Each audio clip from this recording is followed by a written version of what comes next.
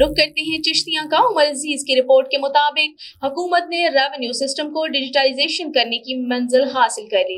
Deputy commissioner Bahawal नगर revenue अवामी खदमत कचहरियां जिला की 5 तहसीलों में मुनक्किद की गयी। डिप्टी कमिश्नर जुल्फकार अहमद ने कहा कि हुकूमत ने रेवेन्यू सिस्टम को बेहतर बनाने और जदीद तकाज़ों से हमाहंग करने के लिए मुतादिद इक़दामात से डिजिटाइजेशन की मंजिल हासिल की है, जिसका बराह रास्त फायदा अवाम को पहुंचा है।